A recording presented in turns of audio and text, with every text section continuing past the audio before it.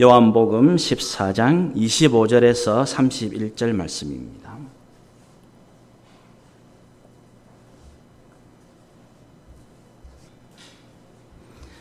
요한복음 제14장 25절 말씀부터 마지막 절 말씀까지 이 말씀을 함께 읽도록 하겠습니다. 같이 읽겠습니다. 시작. 내가 아직 너희와 함께 있어서 이 말을 너희에게 하였거니와 보혜사 곧 아버지께서 내 이름으로 보내실 성령 그가 너희에게 모든 것을 가르치고 내가 너희에게 말한 모든 것을 생각나게 하리라. 평안을 너희에게 끼치노니 곧 나의 평안을 너희에게 주노라. 내가 너희에게 주는 것은 세상이 주는 것과 같지 아니하니라.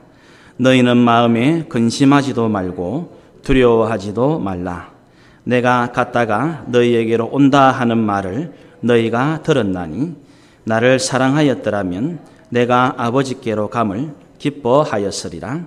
아버지는 나보다 크심이라. 이제 일이 일어나기 전에 너희에게 말한 것은 일이 일어날 때에 너희로 믿게 하려 함이라. 이 일 후에는 내가 너희와 말을 많이 하지 아니하리니 이 세상의 임금이 오겠습니다. 그러나 그는 내게 관계할 것이 없으니 오직 내가 아버지를 사랑하는 것과 아버지께서 명하신 대로 행하는 것을 세상이 알게 하려 함이로라. 일어나라 여기를 떠나자 하시니라. 아멘. 기도드립시다. 하나님 아버지 은혜와 사랑을 참으로 감사드립니다. 오전 예배를 잘 마치고 또 각자의 처소에서 일용할 양식을 대한 후에 오후 시간에도 피곤하고 쉽지 않은 시간이지만 사랑하는 성도들이 주님을 경배하며 주의 은혜를 사모하는 마음을 허락하셔서 이렇게 오후 시간에도 함께 은혜를 나눕니다. 하나님께서 오늘도 변함없으신 말씀의 은혜로 저희들을 인도하여 주옵소서. 코로나가 위중한 가운데 있습니다.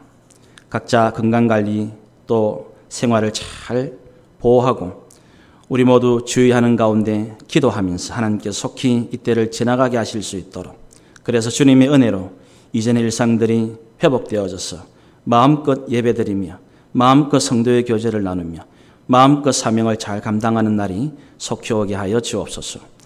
이를 위해 수고하시는 모든 분들을 기억해 주시고 온 세계 위에 주님의 긍휼과 은총이 임하게 하여 주옵소서. 오늘도 이 말씀을 우리의 마음에 하나님의 진리의 성령께서 아로새겨 주시며 이번 한 주간도 주의 말씀을 따라 순종하며 주를 기쁘시게 하는 진실한 성도의 길을 잘 감당할 수 있도록 역사하여 주옵소서. 예수님의 이름으로 기도드리옵나이다. 아멘. 이제 우리는 지금 계속해서 예수님의 마지막 고별 설교 부분을 듣고 있습니다. 이제 17장까지 이것이 이어지고 17장은 그 유명한 대제사장의 기도로서 대표적으로 기록이 되고 있죠.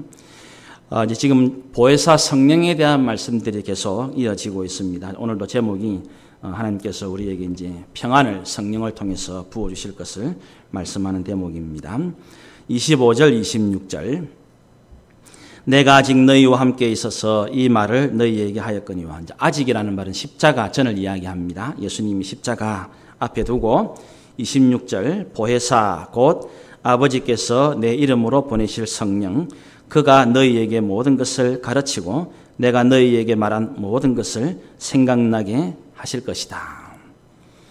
앞에서 예수님 뭐라고 말씀하셨냐면 예수님 자신은 아버지께로 보냄을 받아서 자신을 통해서 아버지를 영화롭게 드러낼 것이라고 말씀하셨습니다. 그렇죠? 그게 예수님의 사역. 마찬가지로 성령은 또 보혜사 성령은 예수님을 드러내고 증거할 겁니다. 이 말은 무슨 뜻이냐면 이제 예수님을 구주로 믿고 성령을 받은 우리의 삶도 어떠해야 하는가를 암시해주고 있는 겁니다. 그러니까 우리가 예수님을 믿는다라고 말할 때는 예수님으로부터 보냄받은 앞에 여러분 그 요한복음 9장에 예수님께서 그 날 때부터 소경된 사람 고친 사건 기억합니까? 그 실로암에 가서 씻으라 그러죠. 실로암 뜻이 뭐라고 했다고요? 보냄을 받았다. 이 실로암 교회와 성도들은 예수님을 믿음으로 보냄받은 존재가 되어집니다.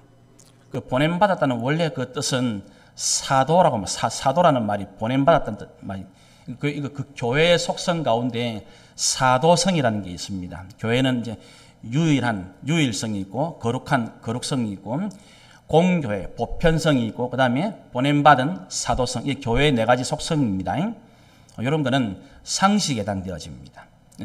유일성, 교회는 한 교회밖에 없습니다. 예수 그리스도를 머리로 하는 한 교회, 교회의 유일성. 그다음에 그 교회는 거룩한 공동체, 거룩성.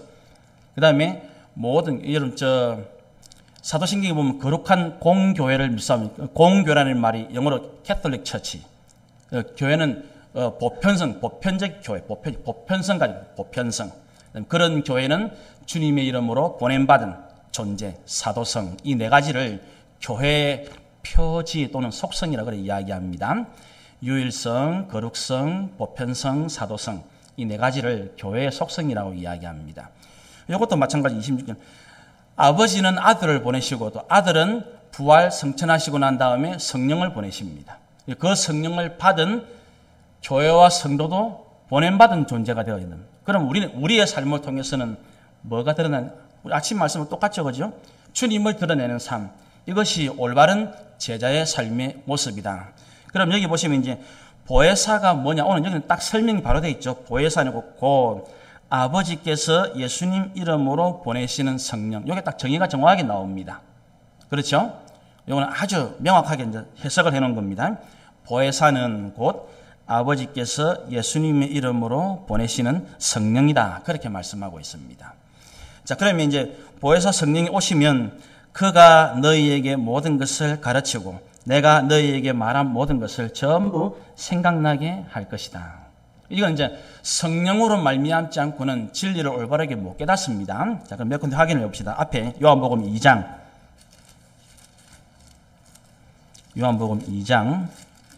예수님 이제 성전을 정결하게 하시는 그 다음에 22절. 요한복음 2장 22절. 예수님이 이제 성전을 헐어라, 내가 사흘만 일으키리라, 그렇게 말씀하시죠. 그 21절, 22절에 보시면, 그러나 예수는 성전된 자기 육체를 가리켜 말씀하신 것인데, 이래놓고 22절에 죽은 자 가운데서 살아나신 후에야, 그럼 예수님이 살아나신 후에 제자들에게 숨을 내쉬면서 성령을 받으라 말씀하시죠. 그래서 그 후에야 제자들이 이 말씀하신 것을 기억하고 깨닫고 그 다음에 성경과 예수께서 하신 말씀을 믿게 되어졌다. 그렇게 말씀합니다. 그 지금은 2장 사건이 예수님 그 제자들 앞에 일어났지만 이때는 모르는 거예요. 봤지만 들었지만 모르는 겁니다. 그 예수님 이런 설교를 많이 하시죠. 보기는 보아도 듣기는 들어도 모른다. 그 지금 성령이 오시기 성령 충만함을 받기 이전의 제자들의 이 모습을 그대로 그렇게 표현한 거죠. 자, 또 조금 뒤에 12장 요한복음 12장 요한복음 12장 16절 이제 예수님이 어린 나귀를 타시고 예루살렘으로 들어가시는 장면인데 그 12장 16절에 보면 예수님이 어린 나귀를 타시고 들어가는 그 유명한 종려주일 사건이 일어났죠. 그 16절에 뭐라냐면 제자들은 처음에 이 일을 깨닫지 못했다. 그래 놓고는 예수께서 영광을 얻으신 후에야 그럼 예수께서 영광을 얻는다는 건 뭘 말한다 그랬죠? 요한복음은 예수님 십자가에 죽으심과 부활이 영광받으죠. 예수님의 십자가 사건 후에야 이것이 예수께 대하여 기록된 것임과 사람들이 예수께 이같이 한 것임이 생각났다. 그러면 누가 생각나겠단 말입니까? 보혜사 성령께서 이걸 깨닫게 하신다는 말입니다. 그런 일들이 일어나게 되어지는 것이죠. 자, 또 저 뒤에 이제 요한복음 20장 가보세요. 요한복음 20장. 예수님 부활하신 다음에도 요한복음 20장. 자, 예수님 부활했습니다. 안식 후 첫날에 막달라 마리아, 시몬 베드로 등장하고 그래 놓고는 20장 9절에 그 가로에 뭐라 되어 있냐면 그들은 성경에 그가 예수님이죠. 죽은 자 가운데서 다시 살아나야 하리라 하신 말씀을 아직 알지 또는 깨닫지 못하더라. 그렇게 되어 있습니다.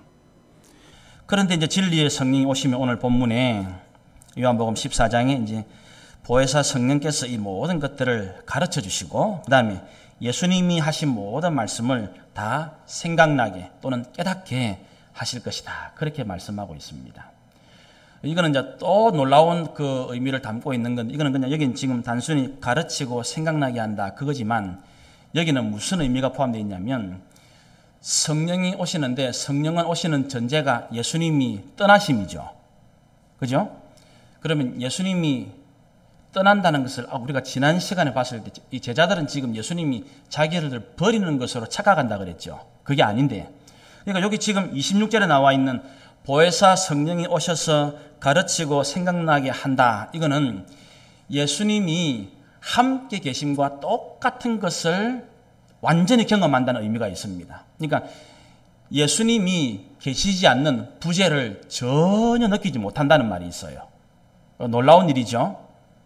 그러니까 그래서 지난 시간에 예수님이 자기가 가시면 오시는 보혜사가 자기와 또 다른 보혜사라, 또 다른 보혜사. 예수님도 보혜사인데 성령도 보혜사라 그랬죠. 그죠? 예수님 보혜사라면 지난 시간에 요한 1서 2장 1절 배웠잖아요. 그죠? 거기에 대해 나오는 말씀이니 그대로 예수님이 보혜사는 또 다른이라면 다른 데 갔다 그랬죠. 다른 데 갔다. 그러니까 성령 계시면 누가 계신 거라고요? 예수님이 계신 거라니까. 그러니까 실제로 성령이 계시면은 예수님의 부재를 전혀 느낄 수가 없어요. 그게 놀라운 일입니다. 그게. 그래서 예수님께서 성령을 보내신다. 그렇게 말씀하시는 것입니다. 그래서 그러니까 이게 무슨 말이냐면 우리도 이 날마다 분주한 일상 가운데 하나님 말씀을 묵상하고 기도함으로써 성령의 인도하심을 날마다 받아야 할 이유가 바로 성도들은 그렇게 살아야 예수님이 시각적으로 감각적으로 함께 하시지 않는 허전함과 영적 아쉬움을 전혀 느끼지 못하게 되어요. 그러니까 날마다 말씀의 인도를 받아야 할 이유가 우리가 늘 기도하면서 성령님과 함께 할 이유가 바로 거기에 있는 거예요. 그런 사람만이 계속해서 주님이 하신 말씀을 깨닫게 되어지고 주님께서 내게 당부하신 사명도 알게 되어져서 성령님과 함께 그 성령님은 이제 우리와 영원히 함께 계실 것이라고 약속하셨죠. 성령이 오시면 우리가 지난 시간에 그 16절에 보면 나오죠. 16절에 내가 아버지께 구하겠으니 그가 또 다른 보혜사를 너에게 주사 영원토록 너희와 함께 계시다. 이게 약속이거든요. 그래서 내가 성령 안에서 말씀을 잘 읽고 또 성령 안에서 간절히 기도하면 그것으로서 나는 놀랍게도 주님과 함께하는 성도, 주님과 함께하는 제자의 삶을 살게 되어진다는 것입니다. 이번 주에 여러분들이 날마다 말씀을 또 날마다 기도를 통해서 성령님과 함께함으로써 이것이 곧 주님과 함께하는 놀라운 삶인 것을 매일 경험하시면서 살아가시기를 바랍니다. 27절 평안을 너희에게 끼치노니 곧 나의 평안을 너희에게 주노라. 내가 너희에게 주는 것은 세상이 주는 것과 같지 아니하니라. 너희는 마음에 근심하지도 말고 두려워하지도 말아라. 이거는 이제 이 평안, 히브리 말로 샬롬이 샬롬. 구약에서 예고되고 신약에서 성취된 참된 평안. 우리가 이 샬롬 평안이라고 말할 때는 오해하는 부분들이 있는데 그 평안이라는 것이 제일 많이 오해하는 게 뭐냐면 아무런 걱정이나 염려가 없는 상태를 자꾸 평안이라고 오해하시는 분들이 많아요. 전혀 그게 아닙니다. 이 샬롬이라는 것은 지금도 매일같이 폭탄이 터지고 매일같이 테러가 있고 매일같이 어려움이 있는데 그 속에서도 하나님으로 말미암아 누리는 담대함과 은혜를 이야기해요. 병이 없는 게 아닙니다. 병이 있는데 그 질병 속에서 세상 의사는 세상 사람은 줄 수 없는 하나님이 주시는 나의 심령의 평안을 샬롬이라고 이야기합니다. 병이 없는 게 아닙니다. 문제가 없는 그게 다 있어요. 근데 그 힘들고 어려운 삶 속에서 하나님께서 예수 그리스도의 이름으로 성령을 통해서 주님의 몸된 교회와 성도들에게 따로 주시는 특별한 은혜를 평안이라고 말하는 거예요. 이거 여러분 이번 주에도 꼭 누리시기를 바랍니다. 코로나가 없어지지 않습니다. 있지만 그 속에서도 세상 사람들하고는 우리가 도저히 같이 할 수 없는 주님 주신 평안이 있단 말입니다. 그것을 우리 성도들에게 하나님께서 약속을 하고, 그러면 이제 그 라틴어로 팍스, 평화라는 팍스, 이 평화, 영어로 피스죠, 피스. 그 로마가 주는 평화를 그 유명한 말이 있죠. 팍스 로마나라는 말을 쓰는 게 있습니다. 로마는 이 권력과 무력, 힘으로써 세상에 평화를 주려고 시도합니다. 그렇죠? 그런데 그 유대인들도 그런 기대를 했어요. 유대인들도 메시아가 오는데 오늘 자기들에게 올 메시아는 로마가 그 정도 힘과 권력을 가졌다면 하나님이 보내실 메시아는 더 큰 힘과 더 큰 권력으로 올 것이라는 기대를 하고 있었어요. 그런데 전혀 뜻밖으로 예수님은 연약한 인간의 모습으로, 그것도 어린 나귀를 타시고, 그것도 십자가에 못 박혀 죽으시는 모습으로 하나님 아버지의 뜻을 이루시면서 제일 마지막에 테테스텔레 다 이루었다. 내가 다 전부 다 이루심으로 이제 예수님을 믿고 따르는 자에게 그 주님의 이름으로 주시는 평안, 이거를 주실 것이다. 이건 이제 우리가 그 성경에 나오는 이 주님이 주시는 평안은 그 21절 끝에 세상이 주는 것. 예수님 당시에는 로마겠죠. 로마가 주는 그런 평안하고 주님 주시는 평안하고는 다르다. 그러면서 너희는 마음에 근심하지도 말고 두려워하지도 말아라. 근심이 있습니다. 염려가 있습니다. 두려움이 있습니다. 그래서 여러분 잘 아시는 그 빌립보서 4장 한번 가보세요. 신약 성경 빌립보서 4장 신약 322페이지. 여러분 잘 아시는 말씀이죠. 빌립보서 4장 6절 7절. 이건 아마 암송하시는 분들도 많을 건데 우리 같이 한번 읽어보도록 하겠습니다. 빌립보서 4장 6절 7절 시작. 아무것도 염려하지 말고 다만 모든 일에 기도와 간구로 너희 구할 것을 감사함으로 하나님께 아뢰라. 그리하면 모든 지각에 뛰어난 하나님의 평강이 그리스도 예수 안에서 너희 마음과 생각을 지키시리라. 지금 빌립보 교회의 현실은 앞에처럼 염려가 있고 근심이 있죠. 그런데 그 근심과 염려가 있는 마음과 생각을 우리가 주님 앞으로 성령을 의지해서 기도로 간구로 나아가면 하나님께서는 그 염려와 근심을 하나님의 평안으로 바꾸어 주신다. 그렇게 약속하시는 말씀이란 말입니다. 그 지금 빌립보서 바로 뒤에 골로새서 나오죠. 골로새 3장 15절.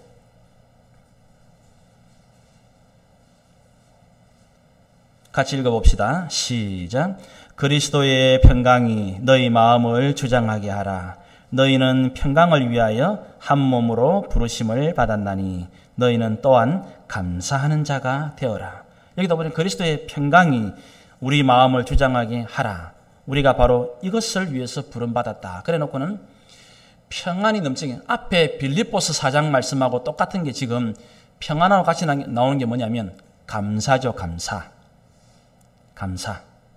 여러분들 이번 주에도 실제로 환경은 감사할 일이 많이 없을지 모릅니다. 그렇죠?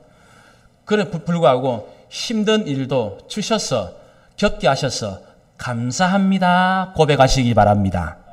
그러면 그 감사를 통해서 그리스도의 평강을 경험하게 하신답니다.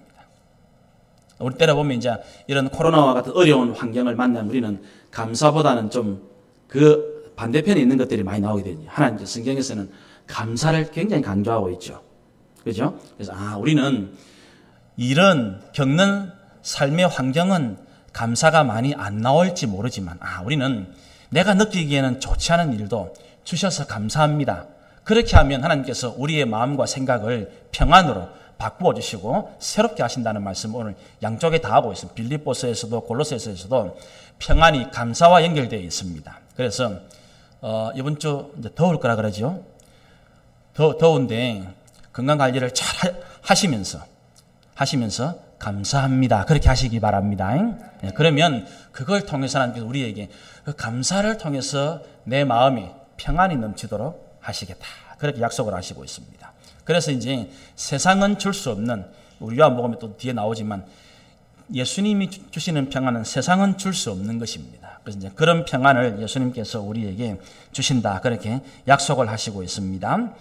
우리가 성령 주시는 그 은혜 안에서 매일 말씀을 기억하면서 그 말씀에 우리의 마음을 자꾸 맡기고 그 말씀에 우리의 삶을 자꾸 드리면 이걸 통해서 하나님께서는 감사하게 만드시고 그 감사를 통한 평안을 누리게 하신다는 것 우리의 마음에 잘 새겨주시기를 바랍니다.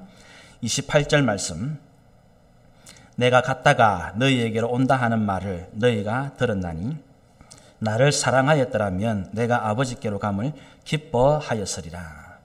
이런 것들은 우리에게 아주 좀 귀한 한번 도전을 주는 말씀이죠.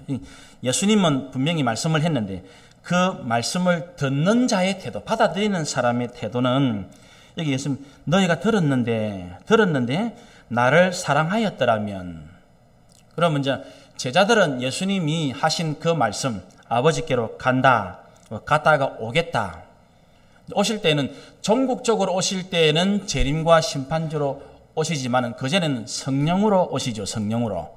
그죠? 이제 그런 것들을 잘 이해를 못하죠, 아직. 그러니까 이제 제자들은 자기들의 입장에서 예수님 말씀을 받아들이겠죠. 알겠죠? 무슨 말인지? 그러니까 이게 지금 사랑이나, 지난 시간에 사랑은 진실한 사랑, 진정한 사랑은 내 중심입니까? 사랑하는 사람 중심입니까? 사랑하는 사람. 그러니까 진실한 사랑이 없는데 자꾸 뭔가를 사랑으로 착각했던 사람들이 바리새인들을 이야기했죠, 제가. 그러니까 진실한 사랑이 없는데 그 사랑을 사랑인 척 포장하려고 하면 인간적인 열심으로 나타나요. 그게 바리새인들이에요. 종교성, 율법주의, 그렇게 돼가는 것입니다. 이거 참 우리가 조심해야 그랬죠. 까딱 잘못하면 내가 하는 열심을 오해할 수 있으면 사랑이라고. 그렇지 않습니다. 열심인데 그 열심이 자기를 위한 것인가 상대방을 위한 것이면 그건 사랑이에요.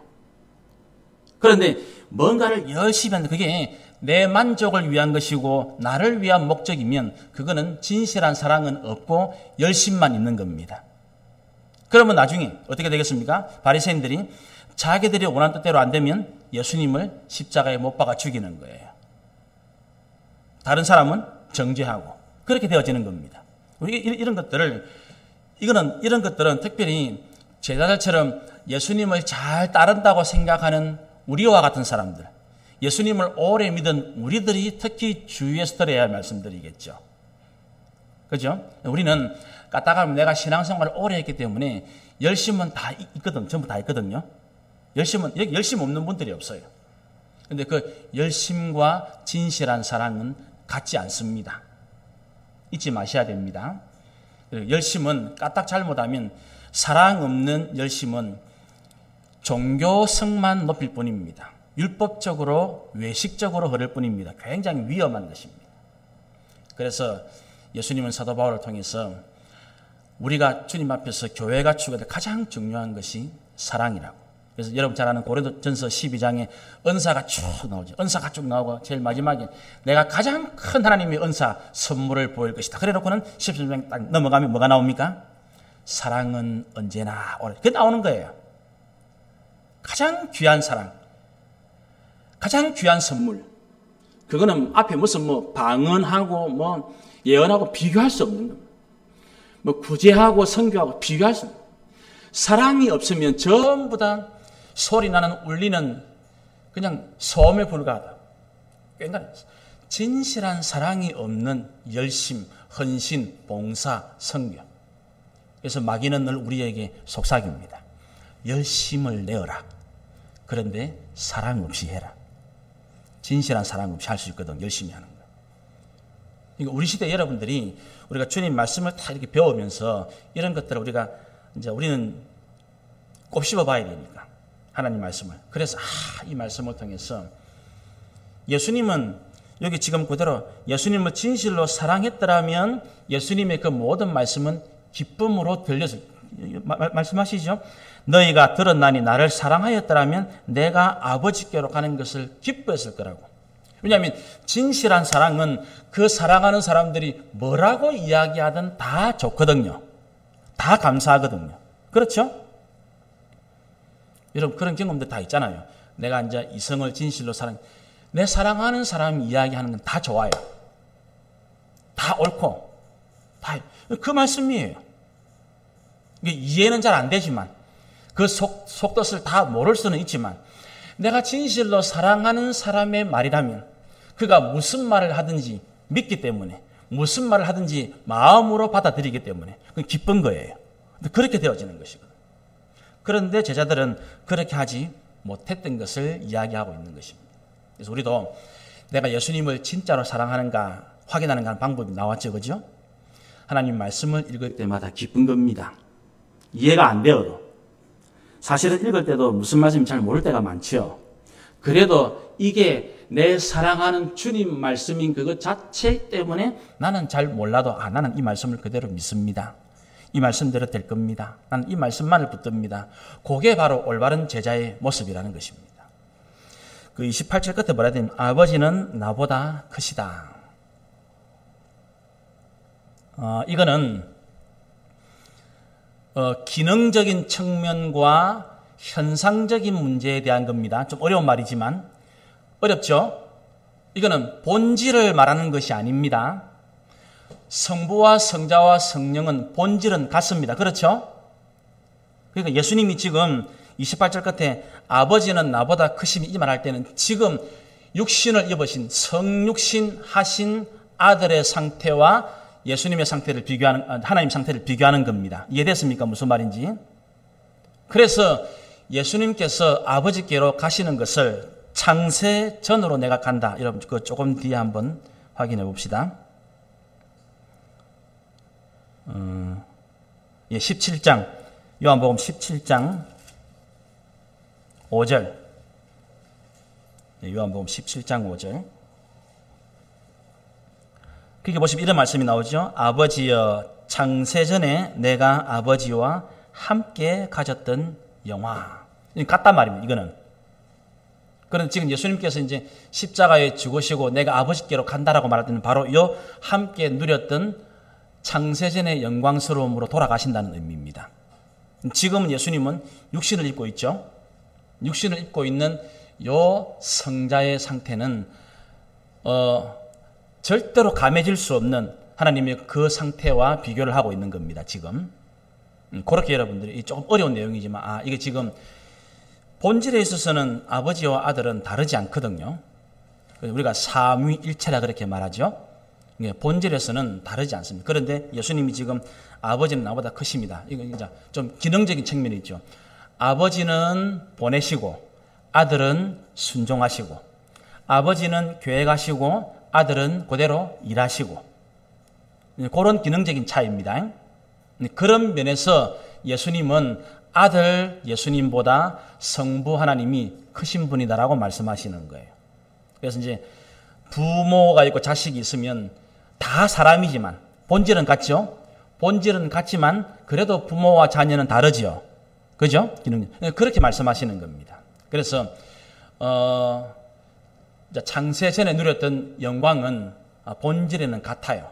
그럼에도 불구하고 성부 하나님과 성자 예수님으로 존재합니다.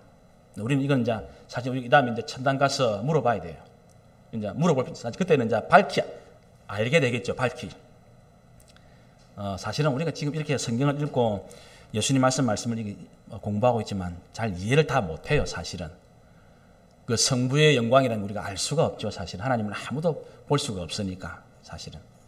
그래서 그 영광이 이제 어떤 건지 우리가 이제 최종적으로는 우리도 부활의 몸을 입고 주님과 함께 이제 해야 이걸 누리게 되어지겠죠. 이제 그래서 지금 28절 끝에 아버지는 나보다 크심이라고 말할 때 요거는 이제 기능적인 역할적인 부분에 대한 말씀이곤 하는 것을 우리가 잘 기억을 하기를 바랍니다.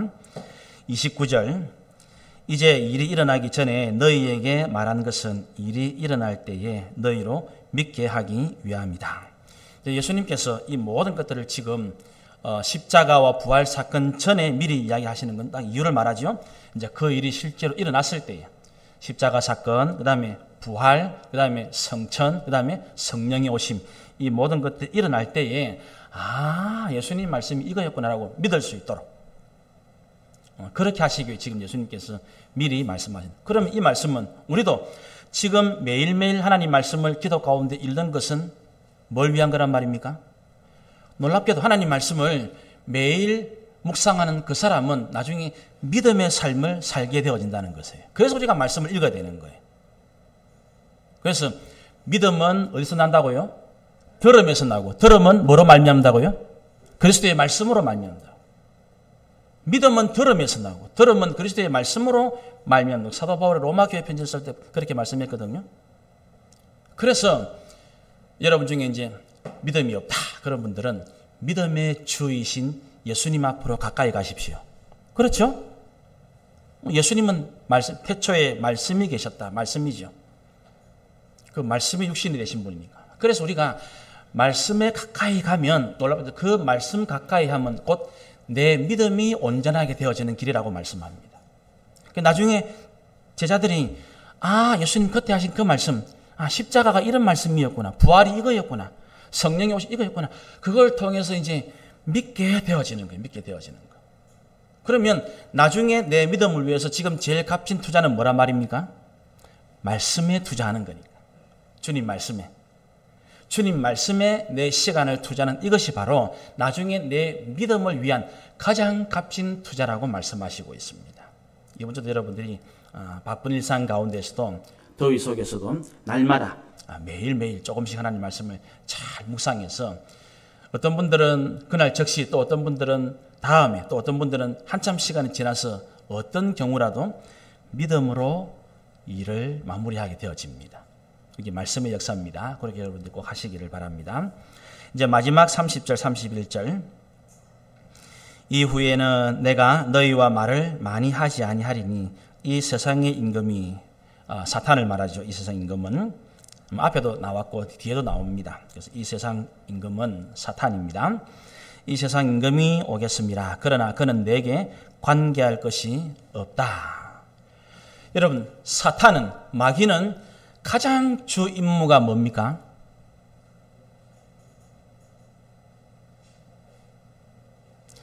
마귀는 제일 중요한 역할이 고소고발하는 거죠. 그러면 고소고발하려면 뭐가 전제가 돼야 됩니까? 그 사람이 한 잘못이 죄. 이해되겠습니까? 죄가 잘못이 있어야 그 허물을 놓고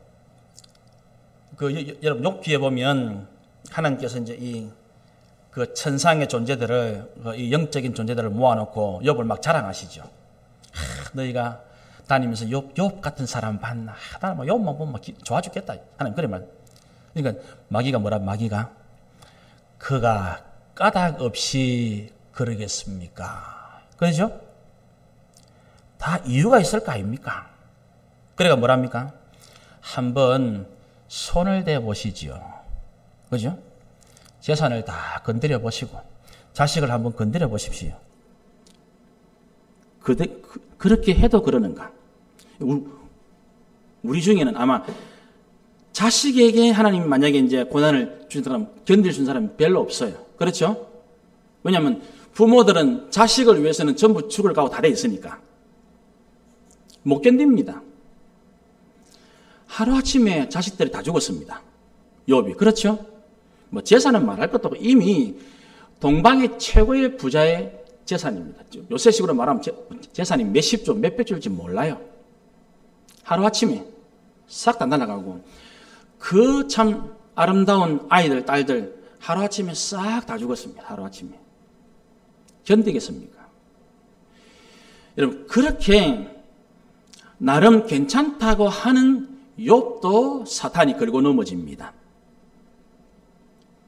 그 정도예요. 그러니까 지금 이 세상 임금인 사탄이 아직 이제 득세를 할 때가 남아있는데 그래놓고는 예수님이 그 사탄은 예수님한테는 관계할 것이 없다. 여기에는 이제 가장 핵심이 담긴 예수님은 뭐가 없으시다고요? 죄가 없으시다. 사탄이 아무리 관계하려고 해도, 뭐냐면 죄가 있어야 고소고발을 할 건데, 시비를 걸 건데, 예수님한테는 관계를 할 일이 하나도 없다는 거예요. 예수님은 점도 흠도 없으시는 분, 바로 그 이야기를 하시고 있는 거예요.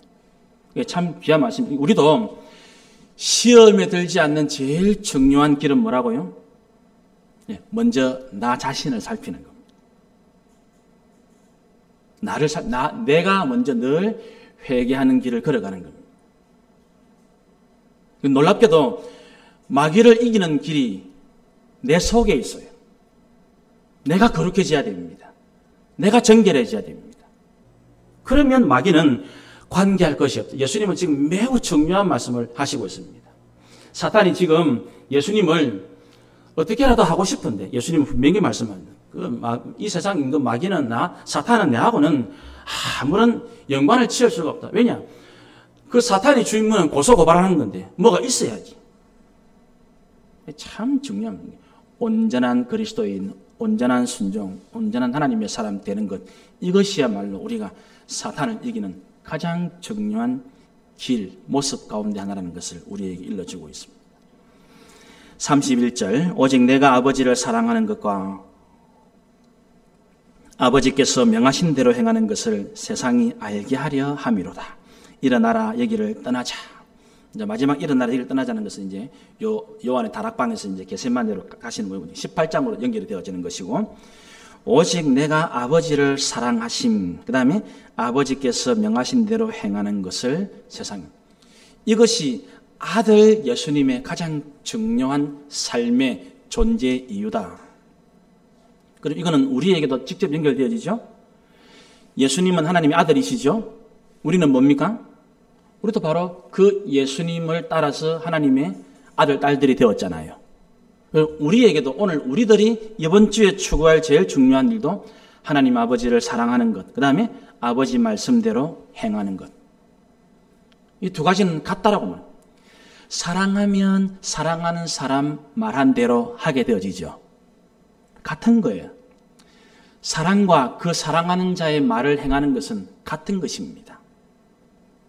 그래서 우리가 이번 주도 저나 여러분이나 하나님을 사랑하는 그리스도인들이 꼭 되어서, 내가 가장 사랑하는 분이 예수 그리스도가 꼭 되어져서 주님이 하신 그 말씀대로 잘 순종함으로써 이번 주에도 저희들의 삶을 통해서 하나님이 영광을 받으시고 예수 그리스도가 드러나시고 증명되어지는 진실한 제자의 길을 이번 주도 잘 걸어가는 저와 여러분 되시기 바랍니다.